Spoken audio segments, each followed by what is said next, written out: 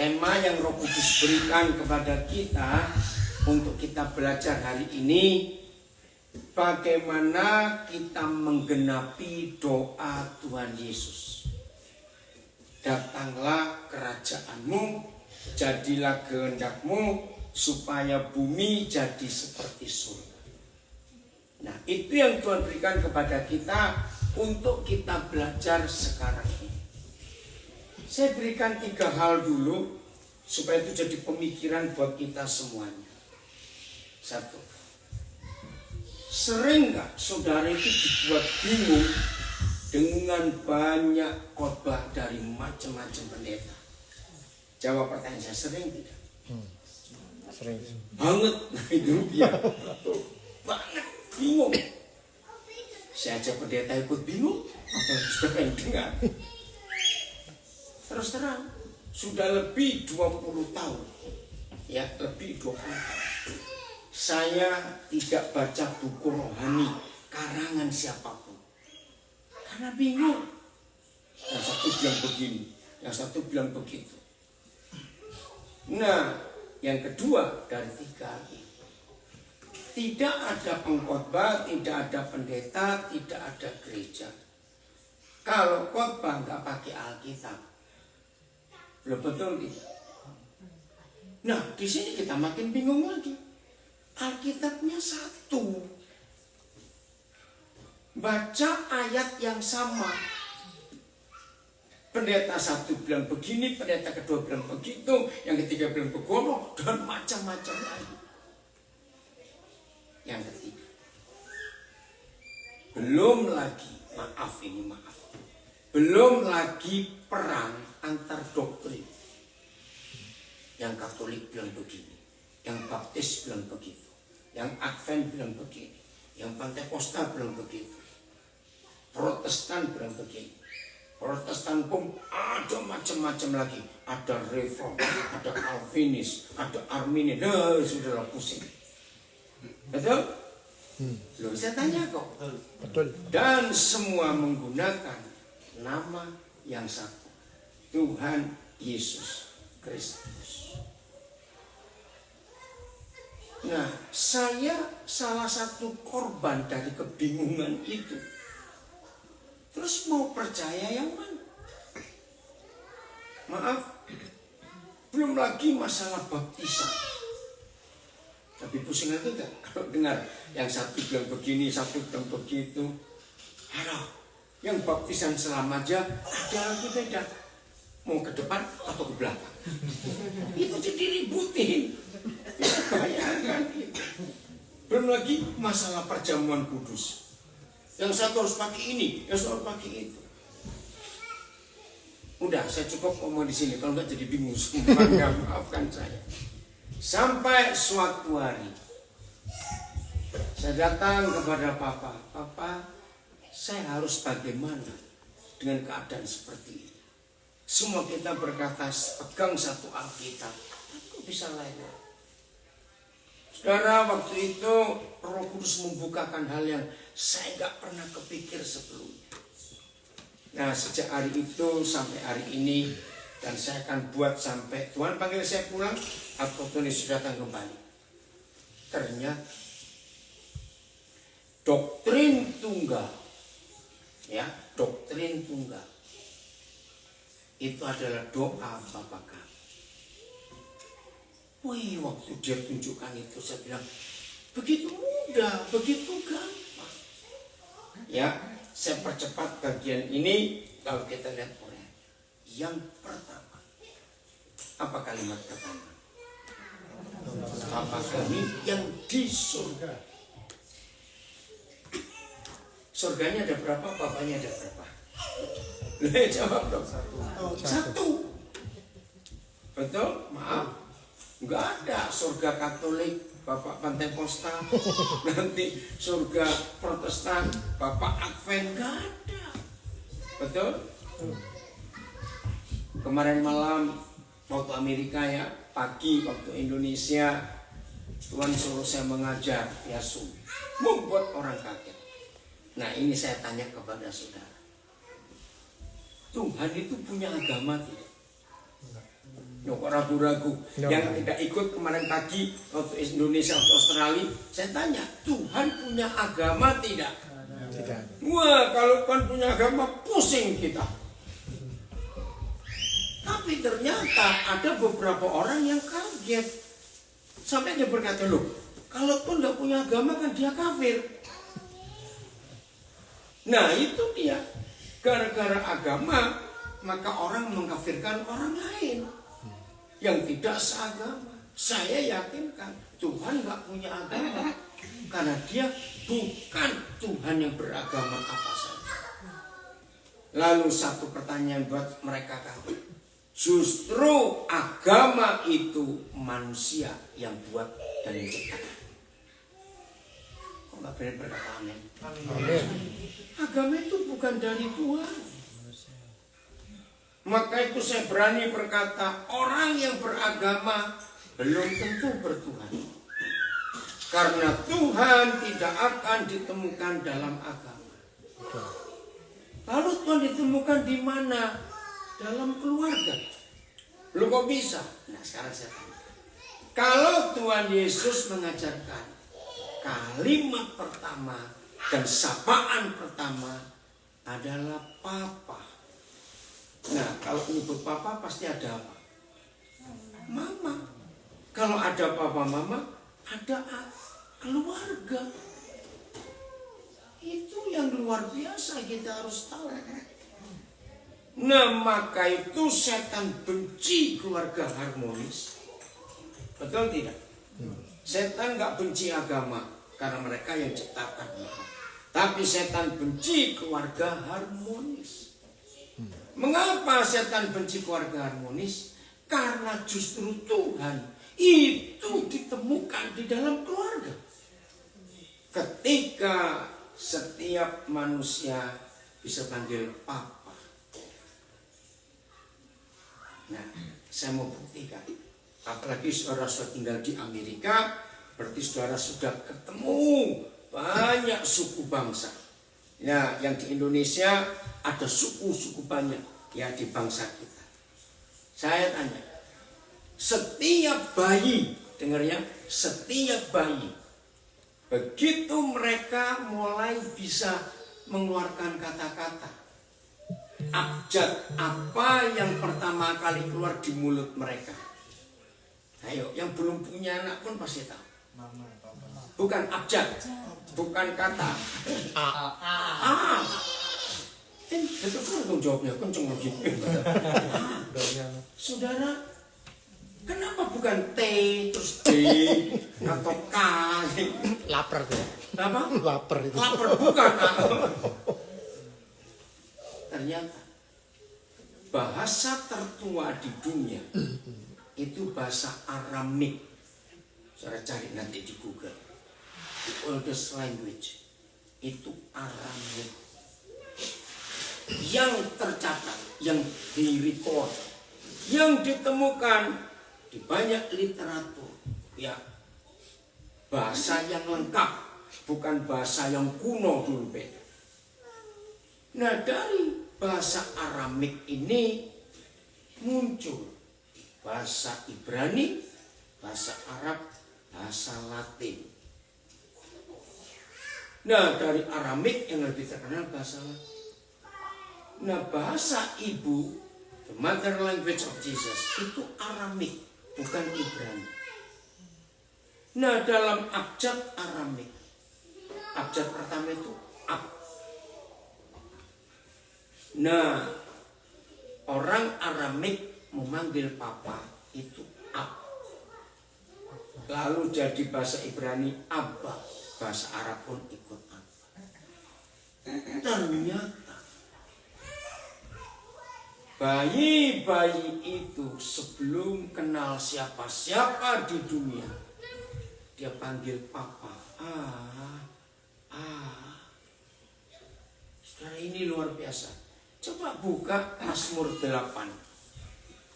ayat 2 atau 3, saya nggak tahu penulisannya, ya angka ayatnya. Ini luar biasa. Ya. Mazmur 8 ayat 2 atau 3, dari mulut bayi-bayi. Ayat berapa? 2 dan 3. 2 ayat 3 ya. 2 atau 3. 2 atau 3, tergantung versinya. Yang diangkat apa? 2 atau 3? 2 atau 3. Ya, oh sama ya. Nah, coba kita baca sama-sama. Kita tunggu. Ini belum Mazmur 8 ayat 2 atau 3. Yang di rumah ngikuti juga. Ini bos, nggak dibuka ayatnya? Mazmur 2 ayat Mazmur 8 ayat 2 atau 3 ya. Belum, yang di Zoom belum dibuka. Ini luar biasa. Udah, ayo kita baca sama-sama. 1, 2, 3. Dari mulut bayi-bayi dan anak-anak yang menyusu telah kau letakkan dasar kekuatan karena lawanmu untuk membungkamkan musuh dan Nah, lemah. pertama saya baca ayat ini langsung saya protes kepada Papa di surga. Saya bilang, Papa, masa bayi-bayi diajak perang? Loh, betul nggak? Loh, baca tadi. Dari mulut bayi-bayi dan dari mulut anak yang masih menyusu. Jadi kira-kira umur berapa itu? Ya di bawah 7 bulan. Tuhan letakkan apa? Dasar kekuatan untuk melawan musuh dan membungkam pendendam. Sadis nggak kalau bayi-bayi diajak perang modern? Tapi di sini rahasia. Siapa yang percaya manusia yang paling lemah dan tidak berdaya adalah bayi? Setuju? Paling lemah dan paling tidak berdaya. Maaf yang sudah pernah jadi mama, jangan tersinggung saya bicara ini. Yang akan jadi mama yang baru menikah, siap. Sehebat-hebatnya seorang mama mengasihi bayinya. Maaf saya tanya, ngerti 100% nggak bayinya ini pingin apa dan mau apa? Jawab, ngerti nggak? Sama sekali. Mama cuma nebak-nebak. Oh mungkin lapar. Oh mungkin ngomol basah. Oh mungkin begini. Tidak ada seorang mama di dunia yang bisa ngerti bayinya ini ngapain dan kenapa. Karena mereka cuma bisa nangis. Ada bayi bisa ngomel? Loh saya tanya, ada bayi bisa ngomel? Kalau ada bayi ngomel itu bayi ajaib sedunia.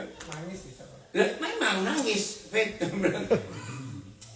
Jadi mereka itu gak ada yang mereka, ya, tidak ada manusia siapapun bisa ngerti keadaan yang sebenarnya dari setiap bayi. Nah, ketika mereka tidak ada yang bisa ngerti,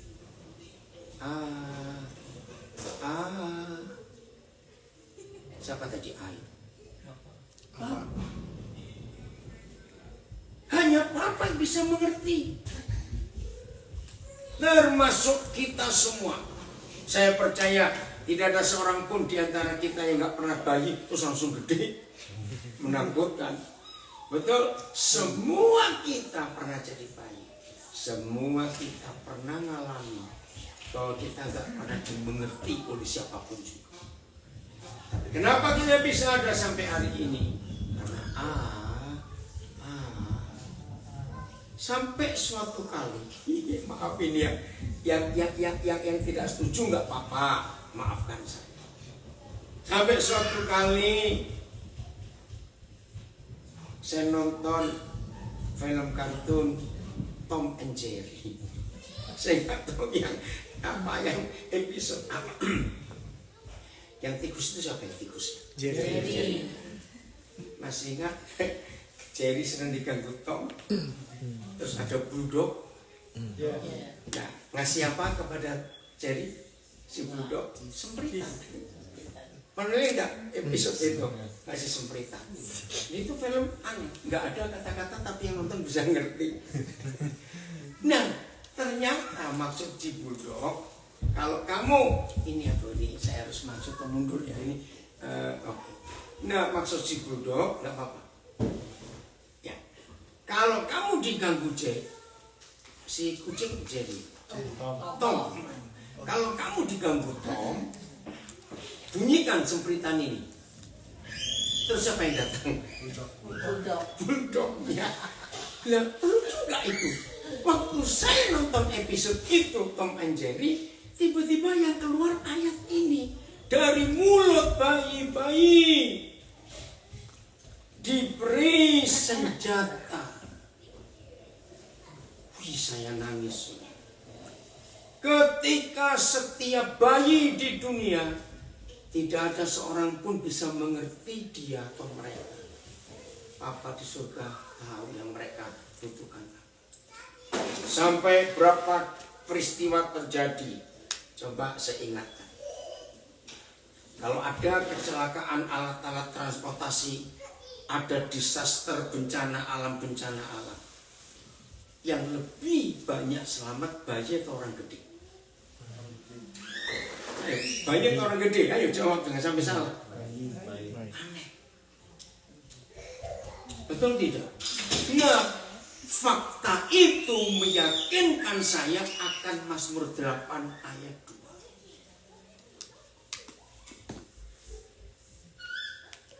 Hanya Papa yang tahu musuh yang akan menyerang bayi-bayi itu di dalam ketidakberdayaannya. Maaf kalau nggak percaya pun nggak apa-apa. Dari ayat 2 Mazmur 8, saya percaya ternyata semua manusia sejak masih bayi sudah bisa berbahasa, bicara dengan Papa. Nah, itulah bahasa roh. Karena Yohanes 4 ayat 24 berkata, Tuhan itu roh. Betul? Nah, kalau dia roh, ya berarti dia punya bahasa di dalam roh. Maka itu kalau saya menerangkan pada banyak orang bagaimana menjelaskan bahasa roh, nggak usah bilang rohnya, bahasanya Papa. Dah gitu saja. Itu pasti mudah dimengerti. Maka itu saya kembalikan lagi, manusia yang paling lemah dan tidak berdaya adalah siapa? Bayi. Tapi Papa memberikan senjata untuk mereka mampu melawan musuh dan membungkam pendendam. Luar biasa. Jadi semua manusia di dunia, agamanya apa, orang tuanya, dia bangsa apa, suku apa, sebetulnya di mulut mereka waktu masih bayi, Papa sudah mengenalkan dirinya kepada setiap manusia.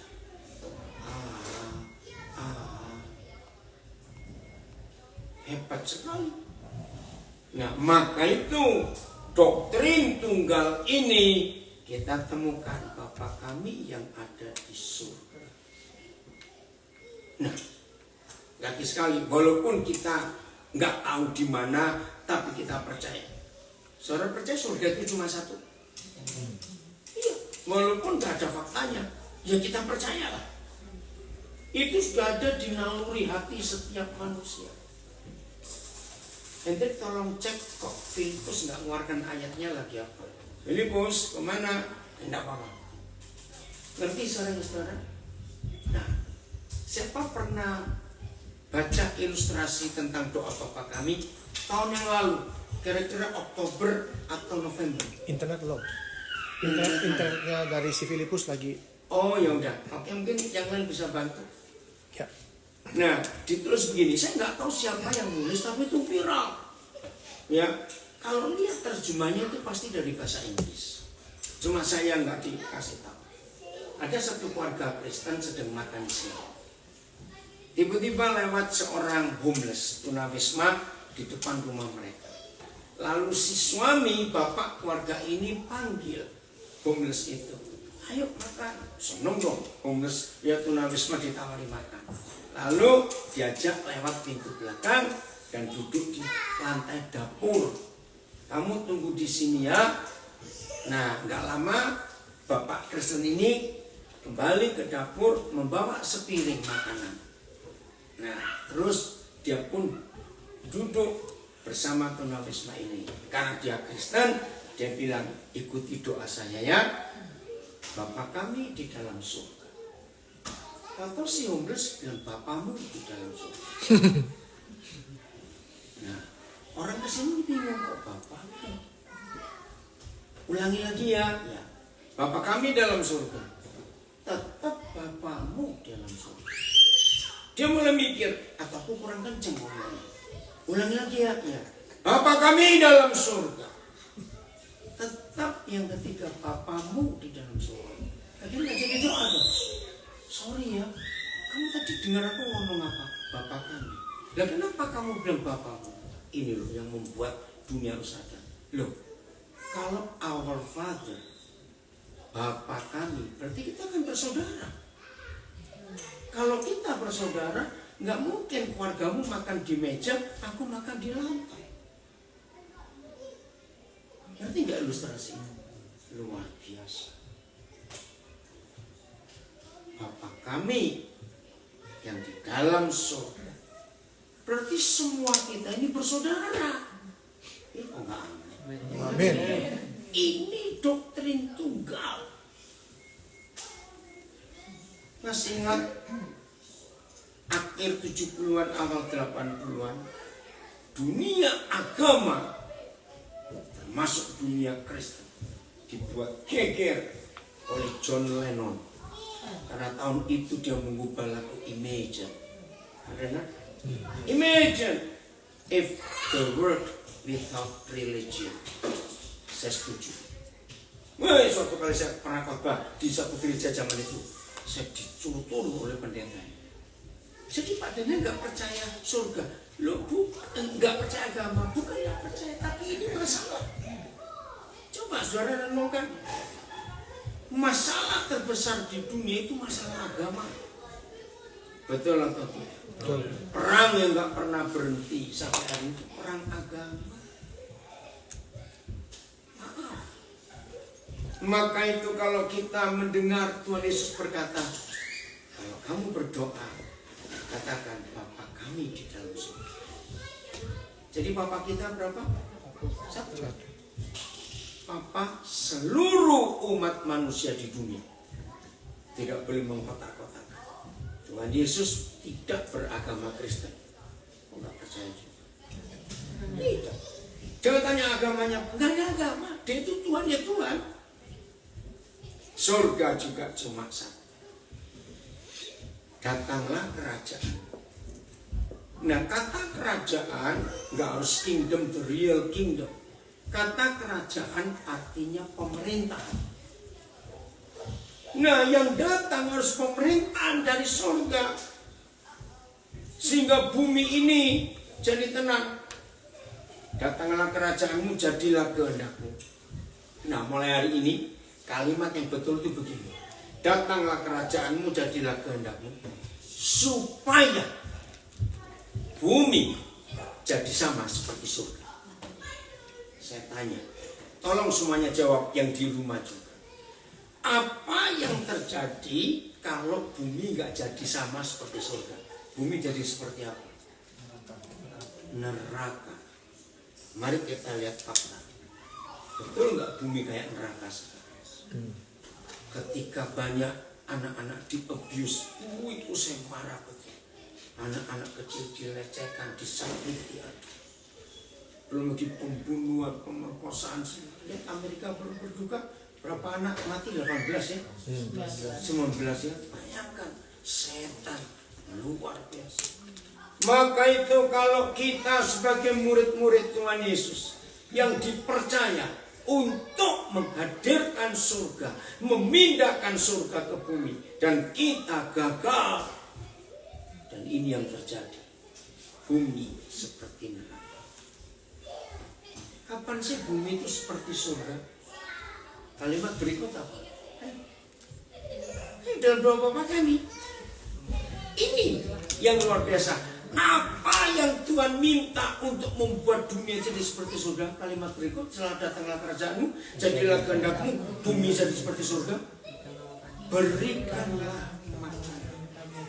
Saudara, luar biasa.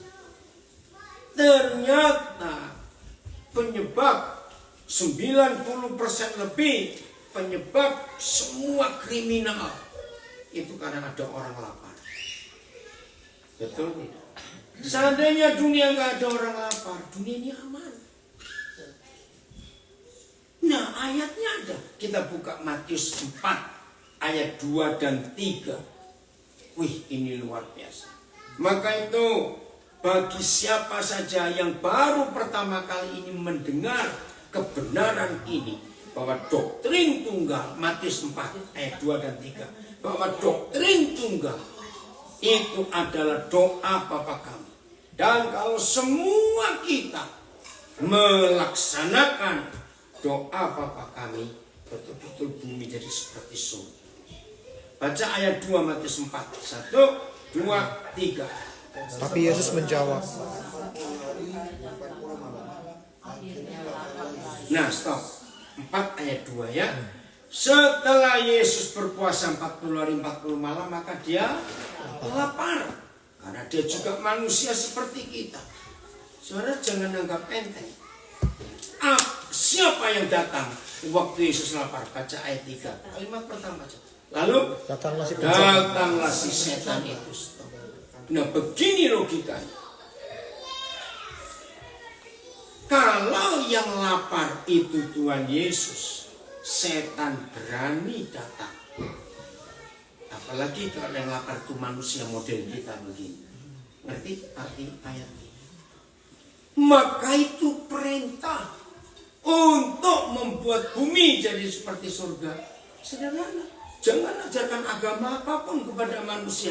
Beri makan. Begitu bumi ini nggak ada orang lapar, maka setan balik ke neraka semua. Karena nggak ada yang diganggu. Betul? Dan lapar itu nggak cuma lapar perut. Kita buka Lukas 11 ayat yang ke-6. 5 ayat 5. Lukas 11 ayat 5. Kalimat terakhir. Baca.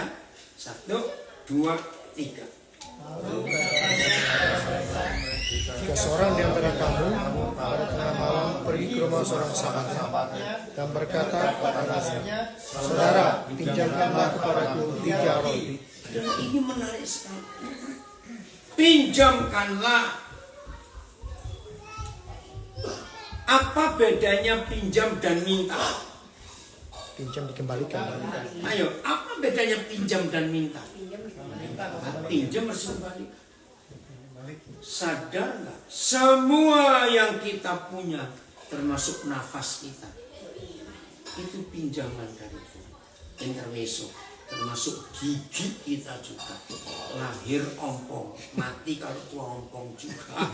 Jangan sampai ada orang mati tua langsung giginya lengkap. Atau bayi lahir langsung punya gigi. Bisa pingsan tuh bidan dan dokternya. Bayangkan gigi aja pinjam. Pinjamkan.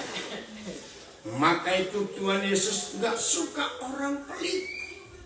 Karena lupa kalau itu pinjaman semua. Kenapa 3 roti nanggung sekali, nggak 5 atau 10? Masih ingat 1 Tesalonika 5:23? Ayo, silakan baca. Inilah manusia lengkap dan utuh. 1 Tesalonika 5:23. Manusia itu terdiri dari apa saja. Dan 1, 2, 3. Semoga Allah damai sejahtera menguduskan kamu seluruhnya, dan semoga roh, jiwa, dan tubuhmu terpelihara sempurna dengan tak tercacat pada kedatangan Yesus Kristus Tuhan kita. Saudara, semua psikolog, semua ilmu jiwa percaya pada tulisan ini. Karena ini satu-satunya literatur yang pernah ditemukan oleh manusia bahwa manusia itu terdiri dari 3 bagian. Apa saja cepat tadi? Roh, jiwa, dan tubuh. Maka itu ada dokter spesialis apa saja untuk fisik. Maka itu ada psikolog, ada psikiater untuk jiwa. Maka itu ada Tuhan yang dicari orang, itu untuk roh. Nah, pinjamkanlah kepadaku 3 roti. Roti bicara apa? Makanan. Betul? Berikanlah kepada kami, ya dalam bahasa Inggris, karena negara barat, our daily bread. Kalau Yesus di Indonesia bilang, berikanlah beras kepada kami. Seperti itu. Nasi bukan roti lagi, maaf ya. Tergantung gimana. Jadi 3 roti itu untuk apa saja? Iya, roh, tubuh, dan jiwa. Luar biasa.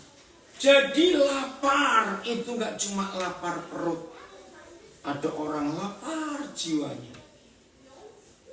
Apa itu? Kasih sayang. Satu-satunya majalah yang saya paling suka baca adalah Life Magazine ya, coba. Koperasinya di mana tadi? Oh sebentar, saya tunjukkan. Tadi saya di airport Philadelphia dapat majalah ini. Sabar dulu. Ambilin. Oke, maaf, saya tunjukkan. Oh, National Geographic. Ini majalah rutin yang saya baca. Bisa kelihatan nggak ya? Kebalik nggak bacanya? Enggak ya? National Geographic. Bisa lihat? Kebaca nggak situ? Kebaca, Power of Touch. Nah, judulnya The Power of Touch. Kalau saudara sempat cari di Google, ya, National Geographic edisi bulan Mei tahun 2003 atau 2013. Waktu saya seringkali dapat majalah ini kalau di airport negara mana saja, termasuk Indonesia, saya selalu beli. Nah, apa yang edisi Mei 2003 atau 2013? Saya lihat, this baby will be until 120 years. Loh, kok ada angka 120 umur manusia? Saya langsung beli. Dan saya baca, kaget. Dan penulisnya bukan orang Kristen. Saudara, ternyata begini. Kalau manusia itu bisa memanage, ya, mengelola hidupnya secara peraturan yang betul, maka manusia bisa mencapai umur 120 tahun. Coba ini tolong cari di Google. National Geographic Mei 2003 atau 2013. Gara-gara itu saya beli banyak buku itu. Saya kasih ke teman-teman saya pendeta untuk membaca. Saya belum ada bahasa Indonesianya. Nah, saudara tahu gak? Angka 120 tahun itu hanya ada di Alkitab. Kejadian 6. Tidak ada buku manapun pernah menulis bahwa umur ini 120 tahun. National Geographic yang bulan tahun berapa? 2003 atau 2013? 2013, makasih. Coba cari ya di Google. Wih, saya kaget. Jadi begini, kalau manusia pola makannya sehat, fisik. Kalau manusia pola istirahatnya, jaga pikiran, memanage pikirannya, itu baik. Lalu kalau manusia bisa memanage spiritual life-nya, maka itu orang cari. Lihat, saudara pernah menanyakan gak? Kira-kira 20 tahun terakhir atau lebih, banyak gak orang-orang kulit putih, orang barat larinya ke Tibet, ke Thailand, ke India? Ngerti gak maksud saya? Mereka belajar yoga, belajar semedi, belajar menenangkan pikiran. Loh, pernah tahu nggak? Itu saya selidiki, kenapa mereka lari ke sana? Karena mereka mencari spiritual life-nya supaya tenang. Nah, tolong baca nanti ya, National Geographic yang Mei 2013. Ternyata hanya Alkitab yang para menulis. Apa itu obat yang manjur? the best medicine. Hati yang gembira adalah obat yang manjur. Makanya tuh orang gila jarang sakit. Ya betul, tidak, orang gila itu jarang sakit loh. Ayo sampai udah lama nggak pulang ke Indonesia, masih ada si gila itu. Karena nggak stres. Nah tadi ini the power of touch. Saya pernah menemukan sebuah penelitian, tapi sayang itu nggak boleh sebut namanya, serius. Mereka berkata, seorang bayi diberi makanan yang bagus, vitamin yang bagus, diberi peralatan tidur, baju, semuanya bagus, tapi jangan pernah disentuh tangan, dia akan mati dalam waktu 3 bulan. Kaget saya waktu baca itu. Saudara lihat, mengapa semua bayi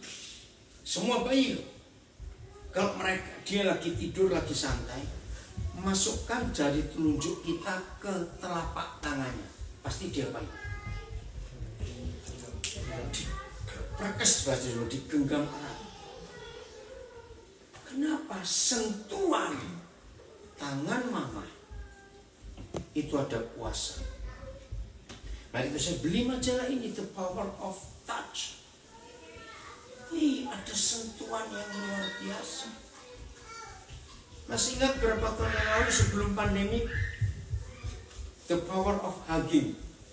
Masih lihat di beberapa kota-kota besar di dunia, lalu ada orang bawa tulisan kecil, ya hug free, free hug. Itu di banyak negara. Saya pertama pikir apa? Ternyata kalau orang itu mengalami sentuhan kasih sayang, nggak ada orang stres di dunia. Betul? Nggak ada orang stres. Hebat sekali. Maka itu 3 roti ini di hidup kita harus ada persediaan. Katakan amin. Maka kita ketemu orang lapar secara jasmani, beri roti yang satu. Ketemu orang yang lapar jiwanya, nggak ada kasih sayang, beri roti untuk jiwa. Kalau mereka rindu, kehidupan rohaninya bagus, kasih roti yang ketiga. Maka itu doktrin tunggal ini, berikanlah kepada kami makanan kami yang secukupnya. Give us our daily bread. Memang gak ada kata secukupnya, tapi yang hari ini aja. Nah seorang teman saya di Labiria Batuan juga, Pak Edo namanya, dia pernah ngajarkan ini beberapa tahun yang lalu, dan saya betul-betul tersentuh sampai hari ini. Kita mintanya berapa?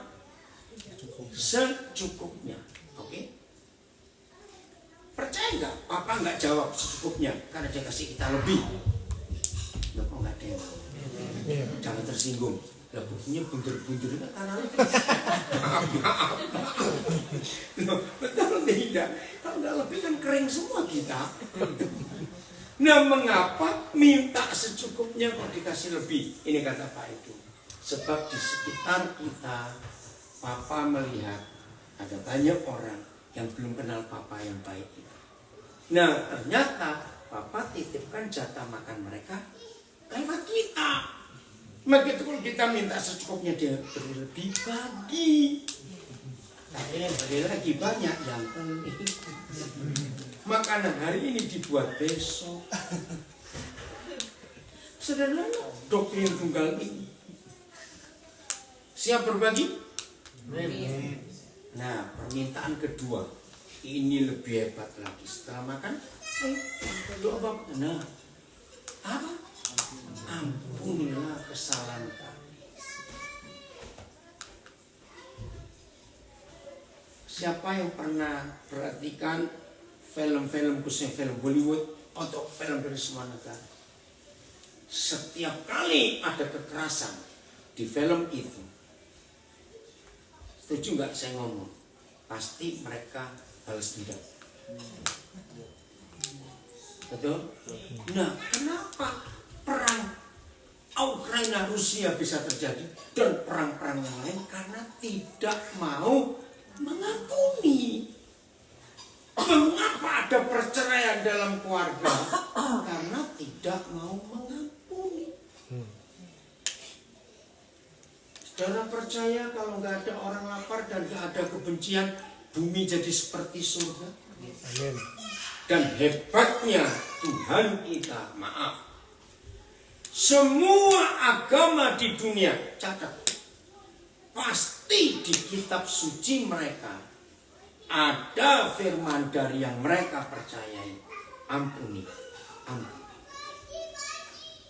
Tuhan mengampuni, itu pasti ada. Tapi bedanya dengan kita, semua agama di dunia ada pengampunan, tapi beda. Maaf ya, maaf. Semua agama di dunia umatnya bisa diampuni kalau melakukan sesuatu. Entah menyiksa diri, entah puasa, entah bayar ini, entah bayar itu. Betul atau tidak? Itu pun masih ditimbang oleh Tuhan mereka. Ribetnya luar biasa. Tapi Papa kita enggak. Kapan kita diampuni? Dan ampunilah kesalahan kami, ya baca. Nah, jadi kita diampuni karena kita mengampuni saudara kita. Itu bedanya. Oh, terima kasih Filipus. Jadi sinyalnya sudah jalan lagi. Percaya kalau kita saling mengampuni, nggak ada setan, nggak ada neraka di dunia.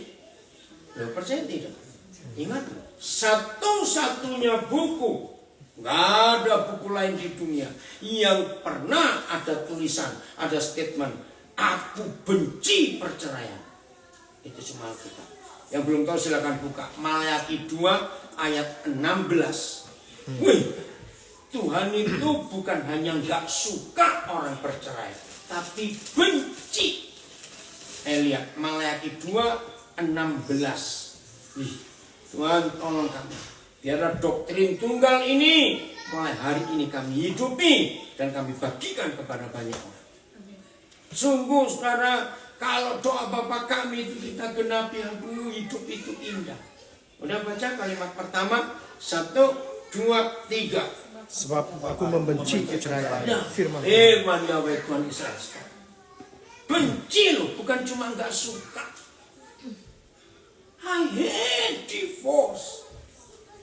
Jadi kalau dalam hidup, baik tetangga, komunitas, persahabatan, ya kelompok apa saja, apalagi dalam rumah tangga, selalu ada pengampunan, selalu ada pengampunan.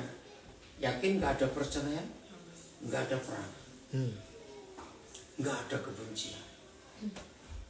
Dan masih ingat, hanya Tuhan Yesus, satu-satunya pribadi yang mengajarkan kita ngampuni orang berapa kali? 7 kali 7. 70 kali 7 kali. Ada yang bisa ngitung nggak? Di laptopnya. Bukan 70 kali 7 kali. Bukan 70 kali 7 loh. 70 kali 7 kali. Iya, coba hitung. Ada yang ada bisa nyampe di handphone 70 kali 7 kali. 70 times 7. 7 times. 70 times 7 times. Itu bahasa Inggris. Ya, di David di Korak pernah ngitung itu ya, bukan David Dalam, David itu. Ya, saya enggak lihat itu karena HP saya jadi. Kalkulatornya hang. 70 kali 7 kali itu. Filipus masih bisa keluarga enggak yang David Tutu pernah nulis itu berapa hari yang lalu? Triliun, bukan miliar. Serius. Mengapa hanya Tuhan Yesus yang pernah berkata mengampuni orang itu 70 kali 7 kali? Ya karena dia mengajarkan doktrin tunggal ini. Hendrik pernah dapat nggak? Harusnya ada loh. Kayak Papa di handphone situ. Filipus coba tampilkan supaya Papi bisa baca. 70 pangkat 7 itu. Iya, nah waktu itu di grup Korak sudah ada hitungan. Kira-kira 3 atau 4 hari yang lalu. Coba. Apa ini saya lihat dulu. 8,2 Nah itu. pangkat 12. Aduh, berapa itu ya? Oh, ada Filipus yang ditulis David itu berapa hari yang lalu? 70 kali 7 kali. 8 triliun mungkin ya. Oh, Ivan ada komen dari Nabiri. Nanti kalau sudah usai acara, sampaikan terima kasih ke pemimpin pujian. Pujian pembuka ini jadi berkat buat saya. Mengingatkan bahwa hanya dia yang layak diberi hormat dan dipuji. Saya sering lupa hal ini. Lebih banyak kagum dan hormat pada banyak hal di luar Tuhan. Waduh, hebat sekali. Yana, kamu nulis apa? Oh, National Geographic. Terima kasih Yana. Oh, sudah kehapus. Fit. Oh, ini dia. Ini saya baca ya. Buat saudara-saudara sedang belajar tentang pengampunan dalam Matius 18 ayat 22, saya share dikit hitung-hitungannya. Mengampuni 70 kali 7 kali, itu sama dengan 70 pangkat 7, jadi jumlahnya 8 triliun kali 235 miliar 430 juta. Triliun, bukan miliar terus. Bandingkan dengan Mazmur 19:10, umur manusia 70 tahun. Nah, 70 tahun itu 25.550 hari. Satu hari harus mengampuni 322.326.027 kali. 1 jam harus mengampuni 13.440.251 kali. 1 menit harus mengampuni 223.838 kali. 1 detik harus mengampuni 3.731 kali. Saudara, kita sambil tertawa, tapi ini hukum Kristus. Inilah surga. Katakan amin. Amin. Ini surga.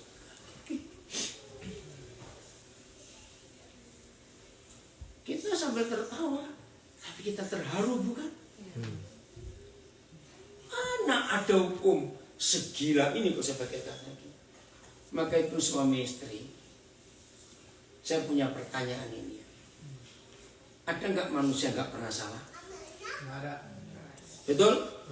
Nah, apa yang patut dikatakan oleh orang yang sadar dia nggak pernah salah, tapi dia nuntut orang yang di sampingnya nggak boleh salah? Ngerti nggak kalimat ini?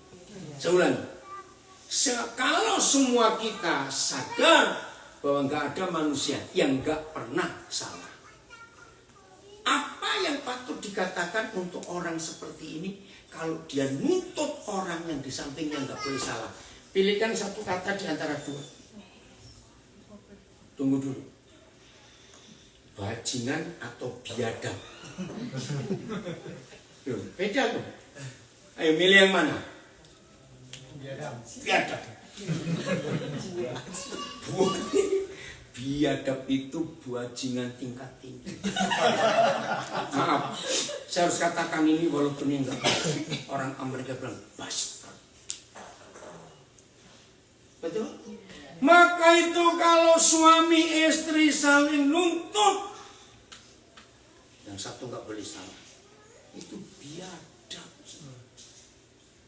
Maka itu kalau kita sudah menikah, lalu pasangan kita berbuat salah, harusnya kita tertawa, bukan mentertawa yang salah. Kenapa kita tertawa? Karena sadar, ternyata kita ini sama ya. Enggak, amin. Loh, betul tidak?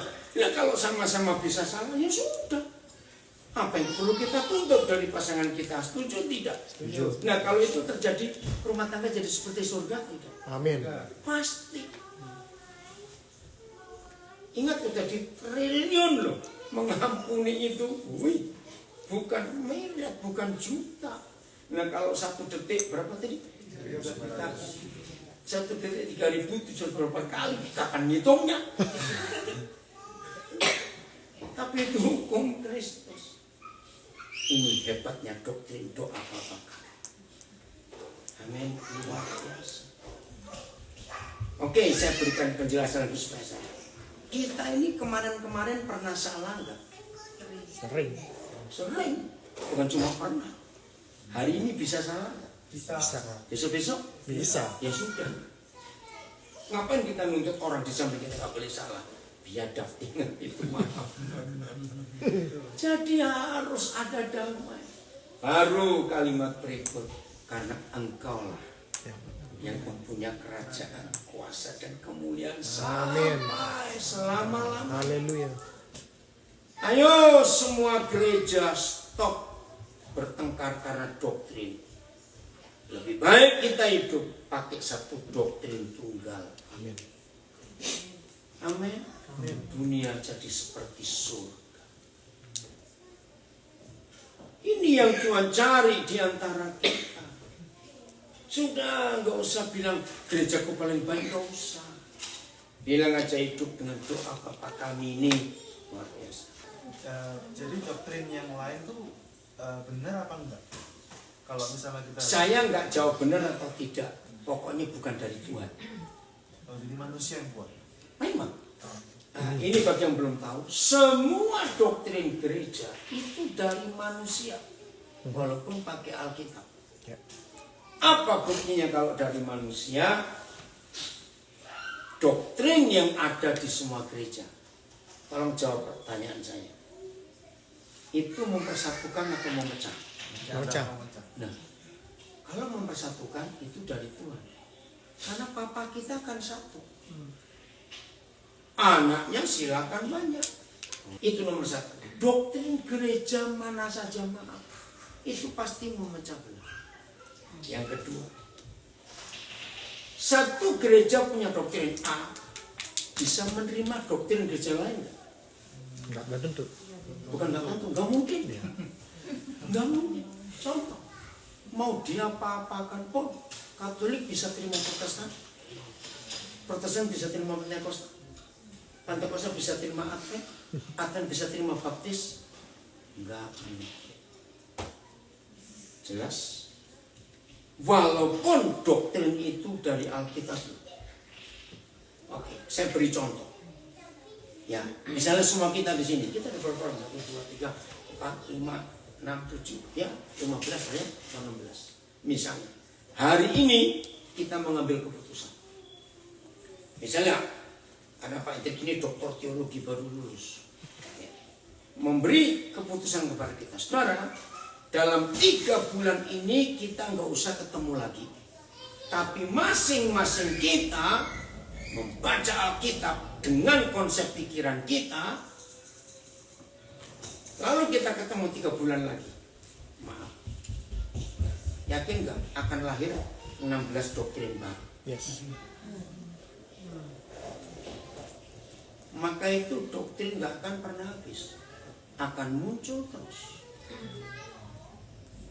Ingat, ini lagi gila-gilaan. Ada satu gereja di Korea, apa aliran apa Sirenji atau apa? Pertanyaan. Tunggu dulu, itu ngeri sekali.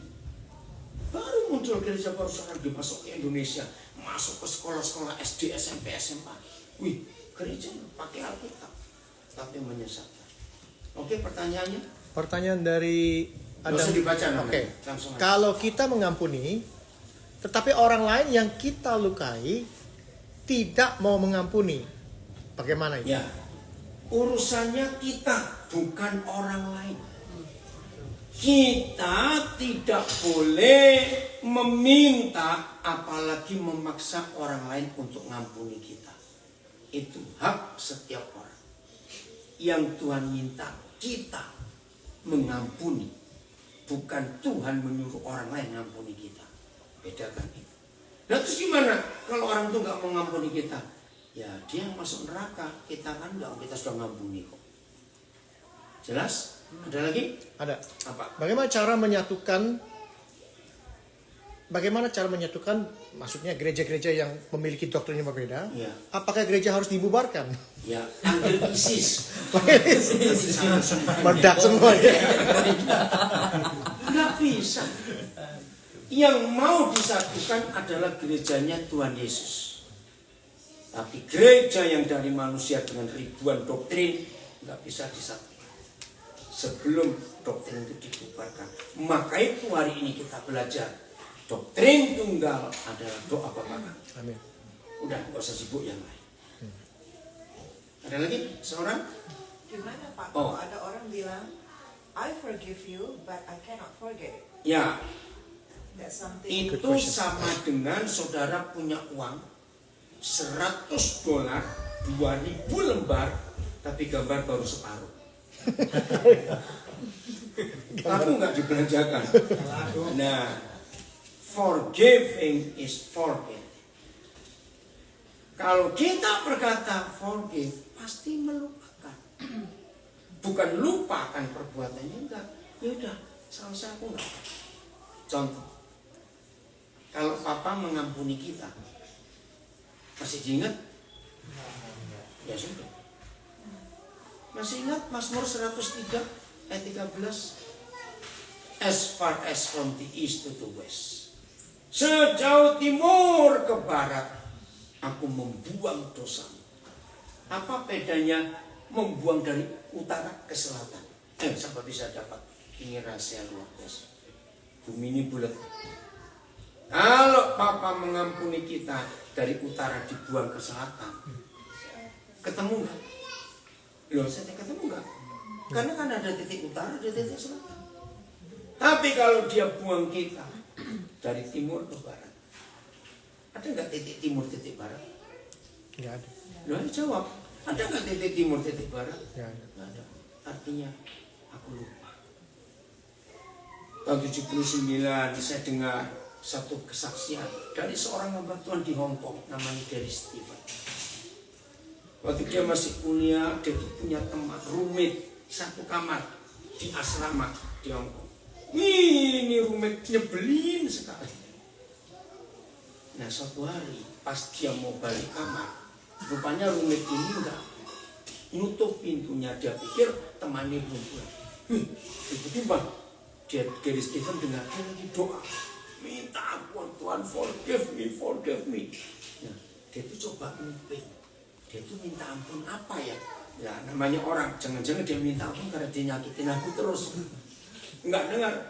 Ya udah, dia keluar lagi, nunggu sampai selesai. Nah, pas dia balik lagi, betul dia selesai keluar. Gary Stephen berdoa, Tuhan, boleh nggak aku tahu apa pengakuan dosa rumitku tadi ini? Gary Stephen dapat jawaban, sorry Stephen, aku lupa. Hah? Masa belum 10 menit sudah lupa? Kesaksian itu luar biasa. Betul, aku lupa. Ada yang ngapain? Bayangkan kalau Papa di surga ngampuni kita tapi masih ingat-ingat terus, kita jadi apa ini? Jadi tahu bacem, tempe masih enak. Lupakan. Gak ada gunanya menyimpan dosa orang. Itu jadi penyakit. Benar enggak? Tahun 90 saya lama di Australia. Waktu itu Perdana Menterinya masih Paul Keating. Saya nggak akan lupa peristiwa itu.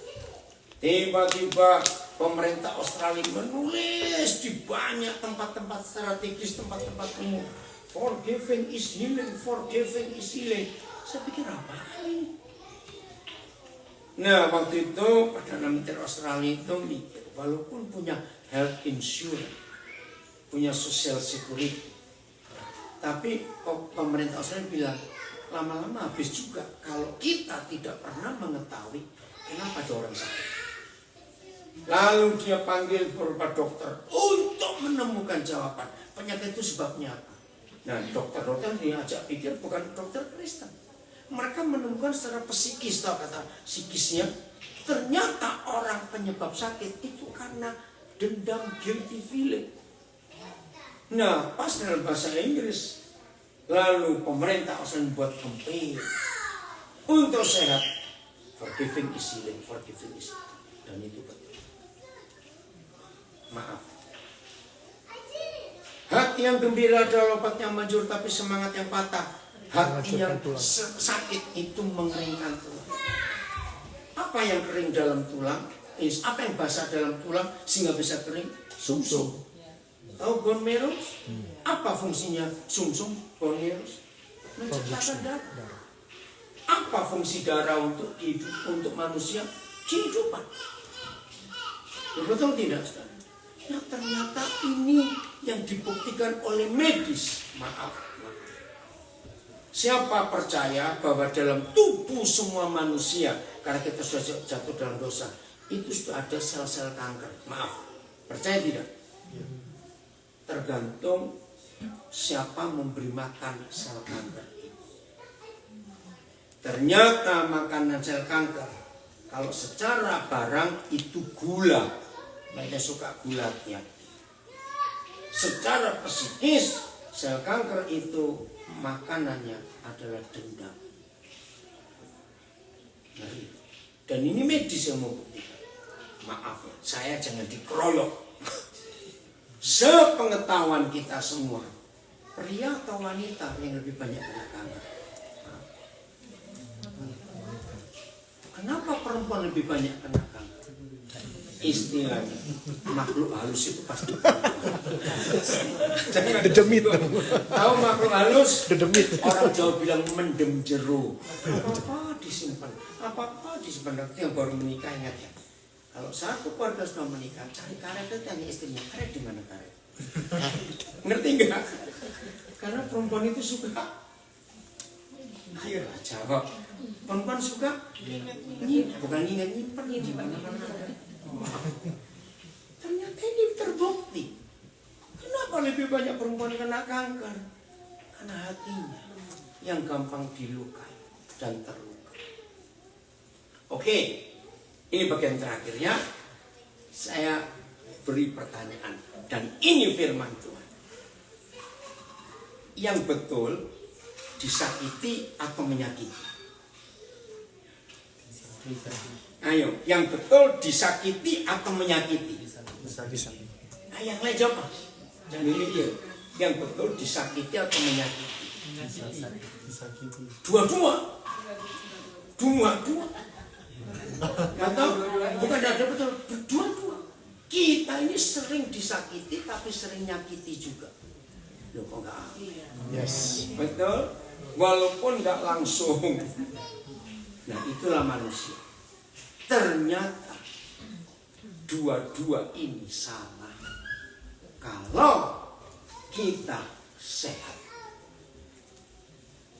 Jadi kalau masih ada yang bisa tersakiti dan menyakiti, yang salah bukan yang menyakiti, juga yang bukan disakiti. Yang salah ya karena kita nggak sehat. Saya beri contoh, ini Alkitab ini luar biasa, maka itu kuasa mengampuni. Siapa pernah makan soto kan pasti pakai jeruk nipis, bukan? Betul? Nah, dengerin, atau apa saja pakai jeruk nipis. Kalau di jari-jari kita nggak ada luka, meres jeruk sekeranjang sakit nggak? Lu ngomong ilustrasi. Pegel. Sakit sih, bukan pegel. Dengerin dulu. Enggak, dengerin dulu. Enggak usah panjang-panjang. Ini. Kalau ada luka yang kita enggak sadar. Pernah tuh? Ya. Nah, terus begitu meres jeruk. Ngerti? Ya, ini firman. Kenapa kita bisa rasa sakit? Karena ada luka yang belum sembuh. Maka itu kalau ada di antara saudara yang sering rasa disakiti, yang salah ya kamu, goblok. Maaf ini. Karena kamu masih ada luka yang gak mau kamu sembuhkan. Dan bagaimana menyembuhkan lukamu? Ampuni orang lain. Maka hati ini sembuh total. Selama kita tidak mau mengampuni, sampai umur berapapun tetap ada luka. Dan orang seperti itu gampang tersakiti. Maka itu dalam bahasa Inggris ada istilah bagus. Hurt people, hurting others. Betul? Kalau kita hurt, ada luka, gampang kita melukai orang lain. Contoh terakhir, ada yang bisa motong air? Ada yang bisa gores air? Bisa, kalau jadi es. Betul? Selama hati kita tidak beku dan cair karena kasih Tuhan, kita nggak bisa tergores apalagi terpotong. Amin. Tapi begitu hati ini beku, habis. Maka kesimpulannya, stop nyalakan orang lain. Aku ini begini tuh gara-gara kamu. Salah. Betul? Markus 7 berkata, bukan apa yang keluar dari hati kita yang mengotori kita. Bukan apa yang masuk ke dalam kita yang mengotori kita. Tapi apa yang keluar dari dalam ini. Ayo jujur. Maka itu kalau saya konseling pranikah, bagian ini paling lama saya bahas. Pernah terluka nggak waktu kecil? Dari papamu, dari mamamu, dari ommu, tantamu, gurumu sekolah. Tidak boleh orang masuk pernikahan dengan membawa luka masa lalu. Itu bisa ribut rumah tangga. Suami baru kedip-kedip, istri tersinggung. Ngapain lu kedip-kedip? Gatel kok. Makanya, lu maaf loh. Hal kecil jadi besar. Nggak tahu. Yang satu lagi nggak tahu kenapa mojok gitu. Kamu lagi menyembunyikan apa itu? Lu kok menyembunyikan? Ini pekerjaan setan. Kalau kita tidak mengampuni. Mau hati kita tetap cair? Ivan siapa yang pujian lagi? Apa? Saya dengar khotbah ini kan. Pujian apa? Ya. Indah ya dalam Tuhan. Wah, kalau kita mau hidup dengan firman ini. Jangan lupa berapa kali ngampuni? 70 kali 7 kali 8 triliun lebih. Aduh. Yang di rumah, ayo semua kita. Nanti Pak Hendrik pun berdoa untuk kita semua.